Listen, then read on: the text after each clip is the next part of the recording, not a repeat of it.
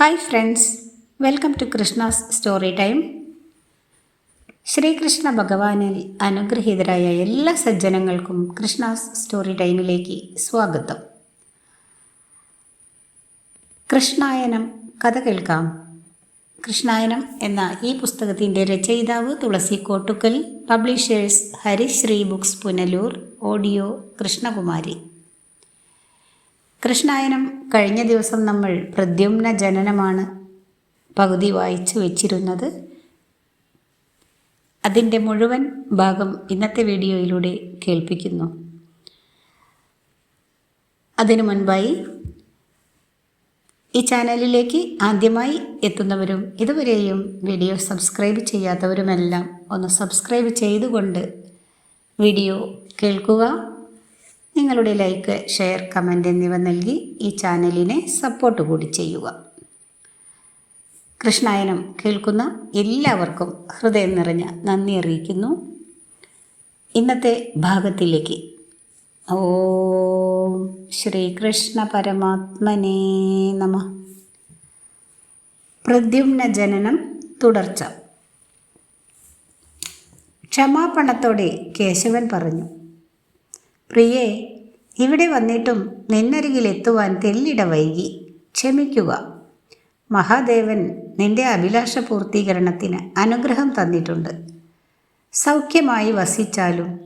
രുക്മിണി പറഞ്ഞു, ദേവദേവ, അങ്ങയ്ക്കും മഹാദേവൻ്റെ അനുഗ്രഹം വേണമോ ഒരു സന്താനം ലഭിക്കുവാൻ? എൻ്റെ സന്ദേഹമാണത്. ഈ വാക്കുകൾ അവിവേകമെങ്കിൽ പൊറുക്കുകയും വേണം. മാധവൻ ത്രികാലജ്ഞാനത്തിൻ്റെ ചിരി ചുണ്ടിൽ പടർത്തി പറഞ്ഞു, പ്രിയേ, നിന്റെ സംശയം യോഗ്യം തന്നെയാണ്. പക്ഷേ നമുക്ക് പിറക്കേണ്ട സന്താനം മന്മഥൻ്റെ ജന്മാന്തരമാണ്. കാമനെ ശിവൻ ചുട്ടരിച്ചല്ലോ. ഇനി അനങ്കൻ ഏതു രൂപത്തിൽ ജനിച്ചാലും ത്രിനേത്രാഗ്നിയിൽ അവൻ വെന്തുപോകും. ശർവൻ്റെ ഗർവിൻ്റെ നിറവ് അത്ര കഠിനമാണ്. അതുകൊണ്ടാണ് ശിവനെ കാണുവാൻ ഞാൻ പോയത്. ഭഗവാൻ അനുഗ്രഹിക്കുകയും ചെയ്തു. രുക്മിണി പറഞ്ഞു, പ്രഭോ, കാമനോട് ശിവന് ഇത്ര വിരോധം വരുവാൻ എന്താണ് കാരണം? കേശവൻ പറഞ്ഞു, അതൊരു പഴയ കഥയാണ്. പരമേശ്വരൻ്റെ ആദ്യ ഭാര്യ ദക്ഷൻ്റെ മകളായ സതിയായിരുന്നല്ലോ. ദക്ഷൻ ഒരു യാഗം നടത്തി. മുൻ വൈരാഗ്യം വെച്ച ശിവനെ യാഗത്തിന് വിളിച്ചില്ല, ആദരിച്ചില്ല, മകഭാഗം നൽകിയതുമില്ല. മഹാദേവനെ ദക്ഷൻ ആക്ഷേപിച്ചു. പക്ഷെ സതിക്ക് ഉറപ്പുണ്ടായിരുന്നു, ഭവനത്തിൽ താൻ എത്തി പിതാവിനോട് പറഞ്ഞാൽ ശിവനെ യാഗത്തിന് ക്ഷണിക്കുമെന്ന്. ഈ ചിന്തയോടെ മഖഭൂമിയിൽ എത്തിയ സതിയെ ദക്ഷൻ അപമാനിച്ചു, കളിയാക്കി, മകളല്ലെന്ന് പറയുകയും ചെയ്തു. ഭവനാങ്കണത്തിൽ സതി കരാളരൂപയായി പൊട്ടിത്തെറിച്ചു. പിന്നെ ഒരു ചിത്രശലഭം പോലെ അഗ്നികുണ്ഡത്തിൽ പറന്നു വീണു. യാഗകുണ്ഡം കറുത്തു. മേഘമാലകൾ കഠിന നിസ്വനം മുഴക്കി. കൈലാസത്തിൽ ഈ നിമിഷം കാറ്റ് പ്രതിലോമമായി. മഞ്ഞടരുകൾ ഇളകിത്തെറിച്ചു. ശിവന്റെ വദനം ക്രൂര രക്തസന്നിഭമായി. ത്രിനേത്രത്തിൽ നിന്നും അഗ്നി വിതുമ്പുവാൻ വെമ്പി. പെട്ടെന്ന് രണ്ടാളുകൾ ശിവജടയിൽ നിന്നുദ്ഭവിച്ചു. ഹിമനിറമുള്ള വീരഭദ്രനും ഭദ്രകാളിയും. അവർ അലറി. ദിക്കുകൾ ഞരങ്ങി. വീരഭദ്രനും ഭദ്രകാളിയും മേഘങ്ങൾ ചവിട്ടി തുറന്നു. കൊടുമുടികൾ ചവിട്ടി മെതിച്ച് കുതിച്ചെത്തി. യാഗശാല അവർ നിരത്തി. ദക്ഷൻ്റെ ശിരസ് നുള്ളിയെടുത്ത് യാഗകുണ്ഡത്തിലെറിഞ്ഞു. കാലം കഴിഞ്ഞു. പരമേശ്വരൻ ഭാര്യയുടെ വിയോഗത്തിൽ വിരക്തനായി തപസ് ആരംഭിച്ചു. അക്കാലത്ത് വരബലശാലിയായ താരകൻ മഞ്ഞിന് ഉപദ്രവമുണ്ടാക്കി നടന്നു. ഭൂമിക്ക് ഭാരമായ അവനെ ജയിക്കുവാൻ വീരന്മാരെ കൊണ്ടായില്ല. അവൻ്റെ വരം മണ്ണിടത്തിലോ വിണ്ണിടത്തിലോ ആർക്കും തകർക്കാവുന്നതല്ലായിരുന്നു. ശിവസൂതൻ മാത്രമേ തന്നെ വധിക്കാവൂ എന്നാണ് വരം നേടിയത്. ശിവന് സൂതനോ? പരമഭാഗവതനായി വിരക്തനായി വിരാജിക്കുന്ന വിഷ്ടപനാഥന് എങ്ങനെ സന്താനമുണ്ടാവാൻ? കാലം എല്ലാ കർമ്മങ്ങൾക്കും വീണ്ടും അരങ്ങും സാക്ഷിയുമായി. സതി ഹിമവാന്റെ പുത്രിയായി പാർവതി എന്ന പേരിൽ വളർന്നു. യുവതിയായപ്പോൾ ഉമ ശിവനെ വരനായി ലഭിക്കുവാൻ തപസ് തുടങ്ങി. വനത്തിൽ ധ്യാനത്തിലിരിക്കുന്ന മഹാദേവനെ ശുശ്രൂഷിക്കുവാനും അവൾക്ക് ഭാഗ്യം ലഭിച്ചു. ഇന്ദ്രൻ കാമദേവനെ വിളിച്ചു പറഞ്ഞു, ശിവൻ ഉമയെ ശ്രദ്ധിക്കുന്നില്ല. വിരക്തമായ ആ മനസ്സിൽ രതി വളർത്തണം. രതിസക്തനായ ശിവനു മാത്രമേ ഉമയെ പ്രതിപാലനം ചെയ്യുവാൻ ആവൂ. മാമലത്തയ്യൽ പൂത്താലവുമായി മന്ദം മന്ദം നടന്ന് ശിവന്റെ മുന്നിലെത്തുമ്പോൾ ശർവൻ കണ്ണു തുറക്കണം. മനോരഞ്ജകമായ പാർവതിയുടെ രൂപം കാണണം. സൗന്ദര്യത്തിൻ്റെ തികവിൽ അഭിരമിച്ച് ഉമയെ അനുഗ്രഹിക്കണം.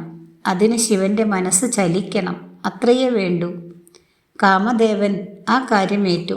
ശിവന്റെ ഹൃദയം ചലിപ്പിക്കുന്നതിന് 5 അമ്പുമായി കഞ്ചബാണൻ ഹിമതടത്തിലെത്തി. പാർവതി ഉടുത്തൊരുങ്ങി സുന്ദരിയായി പൂത്താലവുമേന്തി സഞ്ചരിക്കുന്ന ദീപം പോലെ ശിവന്റെ മുമ്പിൽ വന്നു. മരത്തിൻ്റെ മറവിൽ ഒളിച്ചു നിന്ന് അനങ്കൻ 5 അമ്പും തൊടുത്തു. അർദ്ധനിമീലിതാക്ഷനായിരുന്ന ശിവനിൽ അമ്പുകൾ പതിച്ചു. ശിവൻ പെട്ടെന്ന് നയനങ്ങൾ തുറന്നു. പൂത്താലവുമായി മുന്നിൽ നിൽക്കുന്ന പാർവതിയെ കണ്ടു. ഒരു നിമിഷം വിശുദ്ധിയുടെയും ചാരുതയുടെയും സ്നിഗ്ധ ഭാവത്തിൻ്റെയും രതിലോലമായ ഒരു നിമിഷം. പെട്ടെന്ന് വിരക്തനായ ശിവൻ തൻ്റെ മനസ്സിൻ്റെ മാറ്റത്തിന് കാരണമെന്തെന്ന് ഉള്ളുകൊണ്ടറിഞ്ഞു. ത്രിനേത്രൻ്റെയും ഹൃദയം പകരുവാൻ കാമദേവനായോ? സത്യമറിഞ്ഞപ്പോൾ നടനനാഥൻ്റെ ഹൃദയം കലുഷിതമായി. കോപം നുരഞ്ഞു. ത്രിനേത്രം തുറന്നു. അഗ്നി കുമിഞ്ഞു. കാമൻ അതിലെരിഞ്ഞു. ഒരു പിടി ചാരം പോലും അവശേഷിക്കാതെ കാമൻ്റെ സാന്നിധ്യം നഷ്ടപ്പെട്ടു.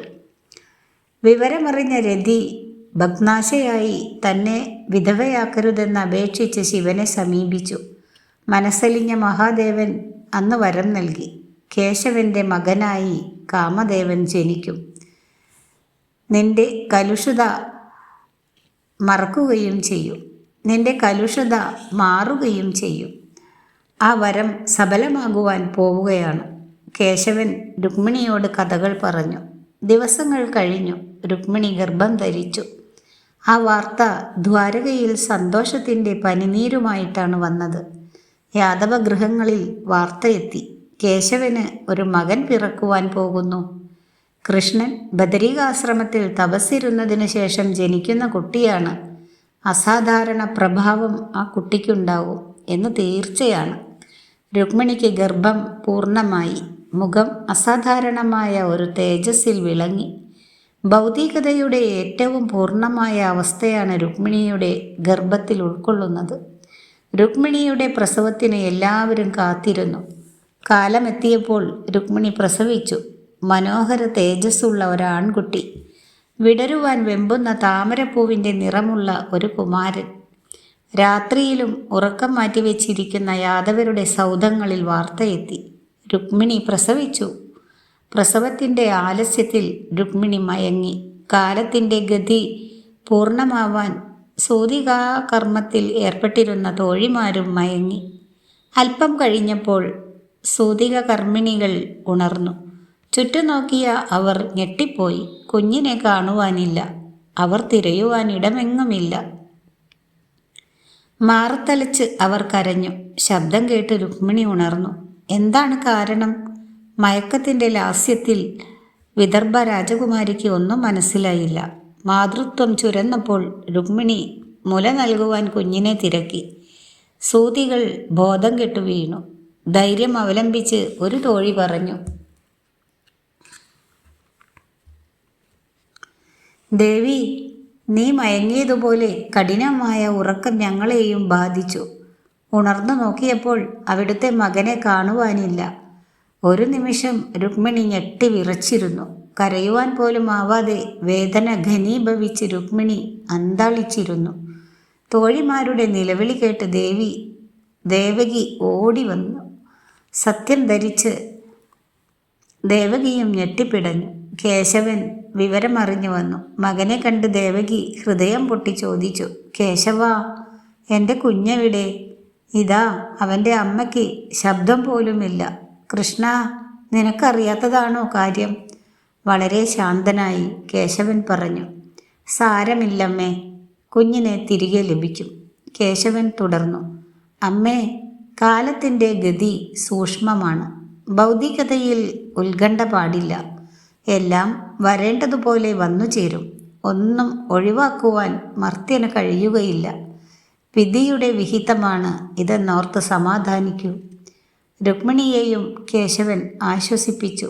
അദ്ദേഹം പറഞ്ഞു, പ്രിയേ, നിന്റെ വേദന എനിക്കറിയാം. വേദന കൊണ്ട് ഒന്നും നാം നേടുന്നില്ല. സ്ഥിതനാണ് സ്ഥിരമായിട്ടുള്ളത്. ധൈര്യം അവലംബിക്കൂ. മാതൃത്വം പിടയുന്നത് ഞാൻ കാണുന്നുണ്ട്.